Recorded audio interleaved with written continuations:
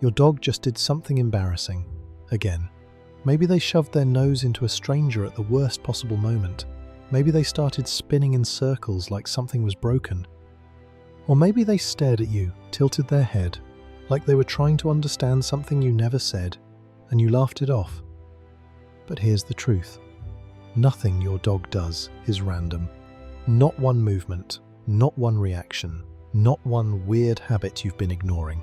Because while you've been watching your dog has been reading everything. Your emotions, your patterns, your body, even your silence. Stay with me, because by the end of this video, you're going to realize something most dog owners never do. You were never confused about your dog, but you just didn't know how to listen. Welcome. If you truly want to understand your dog on a deeper level, subscribe now, because what you're about to see will change the way you interpret every behavior from this moment on. Let's get into it. So now you've seen it. The circling, the licking, the sniffing. The behaviors you once thought were strange, awkward, or meaningless. But none of them were random. Every single one was a message. A message shaped by thousands of years of survival, refined by instinct, and guided by something even more powerful. Connection. Your dog isn't just reacting to the world. They're interpreting it, adapting to it, and constantly trying to stay in sync with you.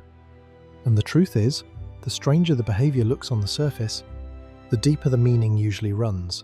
Your dog has been communicating with you this entire time, not in words, but in signals, in patterns, in moments you almost ignored. And the real question is, how much have you been missing?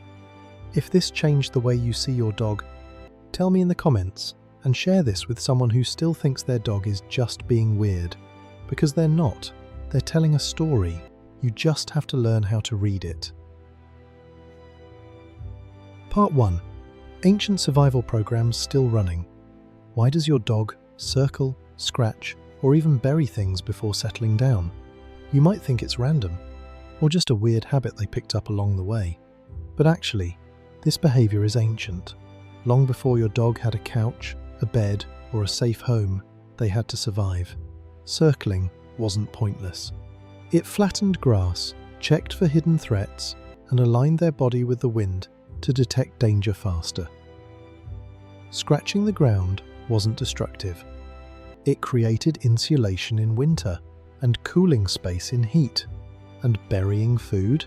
That wasn't greed, it was survival strategy. Because back then, the next meal wasn't guaranteed. So what you're seeing today is not a modern dog being strange. It's an ancient mind, still running a survival program in a world that no longer requires it. Your home may feel safe to you, but your dog's brain doesn't work on logic, it works on history. And history says, prepare, secure, survive. That's why even on your soft couch, they still run the same checklist. Part 2. Self-Medicating and Body Intelligence. Why does your dog eat grass, only to throw up minutes later? It looks wrong. It feels like something's broken. But what if it's not? What if your dog understands their body better than you do? You've probably been told that grass eating means your dog is sick. But actually, most dogs don't vomit after eating grass at all. Which means this behavior isn't always about illness. It's instinct. Wild dogs didn't just eat meat. They consumed entire prey, including stomach contents filled with plants, fiber, and nutrients. Modern diets don't always replicate that, so your dog adapts. Grass contains folic acid. It supports digestion, it fills nutritional gaps, and when dogs do use it to vomit, they choose specific types of grass deliberately. Not randomly. That's not confusion, that's body awareness. And then there's rolling in dirt, or something that smells terrible. You think it's disgusting, but to your dog, it's a reset, a way to remove artificial scents, regulate their body, and reconnect with something natural. So no, your dog isn't being gross. They're being intelligent, in a way most people never recognize. Part 3. social intelligence you don't understand. Why does your dog sniff other dogs' backsides? Or worse, your guest's crotch? It feels embarrassing, but your dog isn't being inappropriate, they're being precise. Because dogs don't rely on words, they rely on chemistry. In just a few seconds, your dog can extract more information than you could in an entire conversation. Gender, emotional state, stress levels, health condition, all from scent. This is powered by something called the vomeronasal organ, a system designed specifically to decode pheromones. To your dog, this isn't awkward. It's essential. The same goes for licking your face. You think it's just affection, but it's also information gathering. Your skin carries everything: where you've been, how you feel, even your stress hormones. Your dog reads it instantly, and when they bring you objects, that's not random either. It's a social signal, an offering, a gesture of connection. A way of saying, I see you, I recognize you.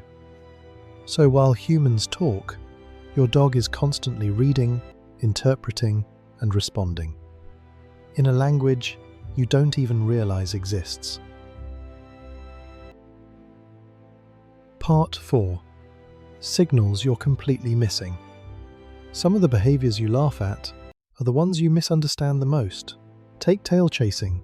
It looks funny, harmless, even cute, but in adult dogs, it's often something else: boredom, stress, or even compulsive behavior linked to anxiety. What you see as entertainment might actually be a signal. Then there's the head tilt. You say something and your dog tilts their head like they're trying to understand you. And they are. They're adjusting their vision to read your face better, shifting their hearing to locate your voice more precisely. That moment isn't just cute, it's cognitive processing. And howling? You might think your dog is reacting to noise, but actually, they're responding to what they believe is another dog calling from a distance. They're not annoyed, they're communicating. I hear you, I'm here. So many behaviors we dismiss aren't random at all, they're signals. And the problem isn't that dogs are confusing, it's that we've never been taught how to read them. Part 5. The emotional world you never see. But the deepest truth about your dog isn't in what they do when they're awake. It's what happens when they're most vulnerable, when they sleep. You've seen it. Their legs twitch. They make small sounds. Sometimes they even bark softly. You might think something is wrong, but actually, your dog is dreaming, reliving moments from their day, processing experiences, replaying emotions. And studies suggest something even more powerful. They often dream about you, because you are the center of their world. Then there's fear. Storms don't just sound loud to dogs. They feel different. Pressure drops. Static builds in their fur. Sounds arrive before humans can even detect them. So when your dog hides, they're not being dramatic. They're overwhelmed, experiencing a world that feels far more intense than yours. And suddenly, everything becomes clear. Your dog isn't simple. They're sensitive, aware, emotionally complex, and everything they do is their way of navigating a world that feels bigger, louder, and deeper than you ever realized.